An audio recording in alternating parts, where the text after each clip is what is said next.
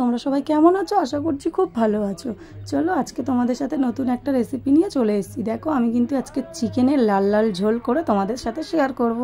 তো এইখানে হয়তো কেউ কেউ ঠ্যাং দেখে অনেকটাই মানে গিল্টি ফিল করবে, কেননা অনেকেই হয়তো ঠ্যাং খায় না, ছাল সমেত মাংস খায় না, কিন্তু এটাতেই বেশি টেস্টি হয় জানো তো।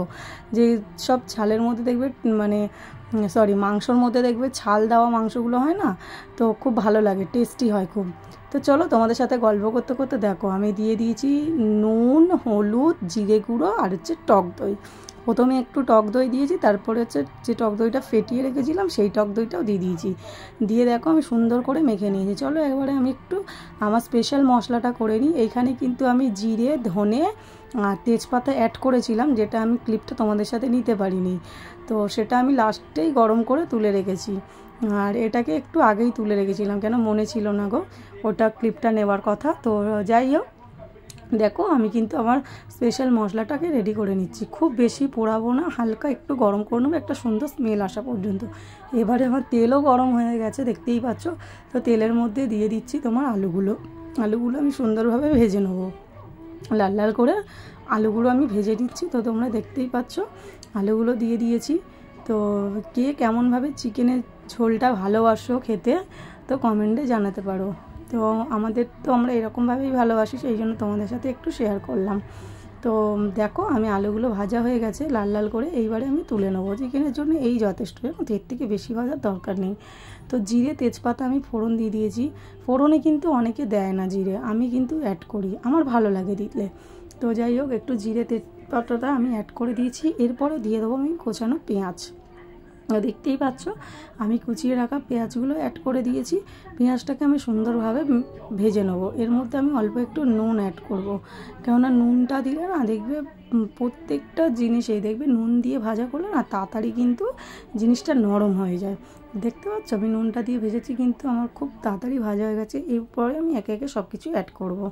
দিয়ে দিচ্ছি টমেটো কুচি, দিয়ে দেবো আদা রসুন করা পেস্ট করা আদা রসুন তো দিয়ে দিলাম একে একে। তো চলো এবারে আমি দিয়ে দিচ্ছি, দেখো এর মধ্যে নুন, হলুদ সব কিছুই অ্যাড করবো। নুন আগে দিয়েছি যেহেতু, তো সেই জন্য দেখালাম না।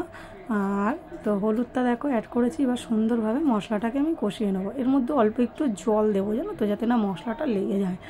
আর দেখতেই পাচ্ছ আমি তেলটা খুবই কম কিন্তু দিয়েছিলাম, যেহেতু মাংসতে আজকে ছাল দেওয়া মাংস রান্না করছি আমি, সেই জন্য ওইতে কিন্তু এমনিতেই তেল বেরোবে। সেই জন্য দেখো তেলটা দেখতে পাচ্ছ তো, মশলাটা কষানোর পরে দেখো কত সুন্দর তেল বেরিয়ে গেছে। তো এইরকমভাবে বেশ সুন্দর করে মশলাটাকে কষিয়ে নিয়েছি।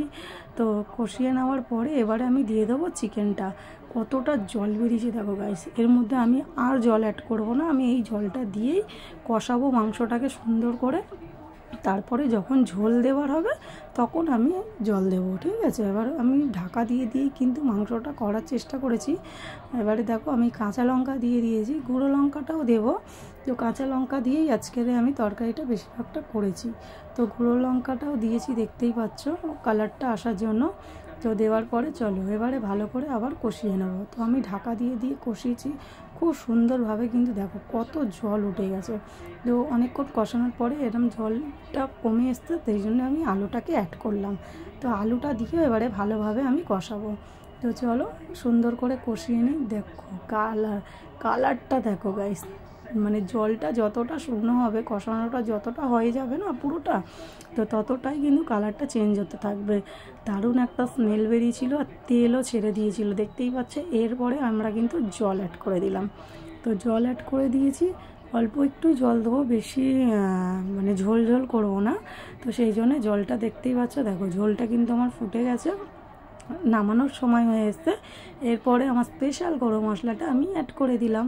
দারুণ একটা স্মেল বেরিয়েছিল গাইস। এমনি চিকেন করি আর এই স্পেশাল মশলাটা দিয়ে চিকেন করি, তো দারুণ একটা স্মেল বেরিয়েছিল।